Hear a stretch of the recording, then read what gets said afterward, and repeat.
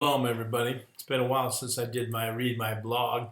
I'd like to do one more session on the subject of love. This is called Who Loves Most, and in parentheses I say, or least. Love, Part 10. There's a vignette in the Gospel which illustrates a very critical point about loving God. It answers the question why some come to love God and others do not seem to have the capacity to love Him. In Luke 7:36, one of the Pharisees desired Jesus that he would eat with him. And he went into the Pharisee's house and sat down to meat. And behold, a woman in the city, which was a sinner, when she knew that Jesus sat at meat in the Pharisee's house, brought an alabaster box of ointment, and stood at his feet behind him weeping, and began to wash his feet with tears, and did wipe them with the hairs of her head, and kissed his feet, and anointed them with the ointment. Love for Jesus drove that woman to interrupt a supper. A very, very significant number of guests were there at that supper, the Pharisees and the religious elite. And this woman would definitely not have been invited.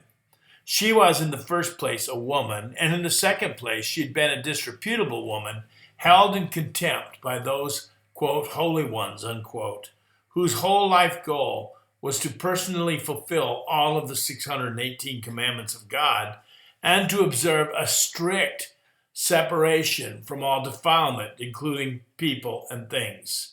That was their concept of loving God. She would have felt the barrier of contempt and even hatred from Jesus' hosts. In their eyes, her very presence was defiling. In those days and in that part of the world, nothing was private. Therefore, the entire village would have been standing at the door and windows witnessing the feast. This woman wouldn't let anything keep her from Jesus. The woman didn't burst into the feast to spite the other guests. Nothing of the sort would have crossed her mind at that point. She was just so grateful to have received the forgiveness and the reconciling touch of Jesus. Jesus had come to her in the name of God, into her hard, dead world of sin, shame, and darkness, and he had driven out the demons which had been plaguing and tormenting her, and which had driven her into a degrading, living death of sin.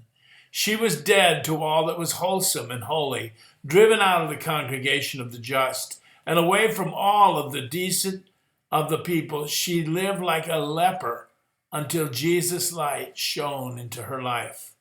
Those who had invited Jesus were scandalized. The woman's actions seemed indecent. She let down her hair. She wept and fell at Jesus' feet. Her tears washed over the tired feet of Jesus, and then her hair wiped them.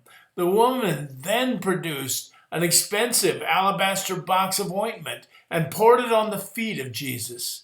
Now this was too much. Perhaps more scandalously, Jesus allowed this. He didn't say or do anything to stop this woman. He let her do all of that. When Jesus did speak, he didn't address the woman, he addressed the host, Simon the Pharisee. Now when the Pharisee which had bidden him saw it, he spoke within himself, saying, "This man, if he were a prophet, he would have known who and what manner of woman this is that toucheth him, for she's a sinner." And Jesus answering said unto him, "Simon, I have somewhat to say unto thee." And he saith, "Master, say on." Well, there was a certain creditor which had two debtors. The one owed 500 pence, and the other 50. And when they had nothing to pay, he frankly forgave them both. Tell me, therefore, which of them will love him most? Luke 7:39-42.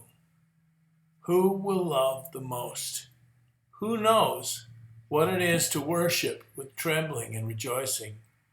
Who will never be mindful of the crowd, the hostile and even indifferent crowd? Who will go to the floor in love and adoration? Well, it's the one who owed the most and knew it. The one conscious of the enormity of his or her debt to God, and who sees that the forgiveness was indeed costly to God. Love for God will always be according to consciousness of sin and of the forgiveness and grace that removes sin. Simon had no such consciousness.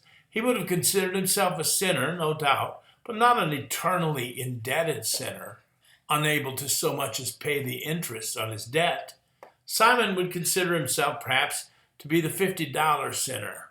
Not perfect, of course, but nothing at all in comparison to this fallen woman.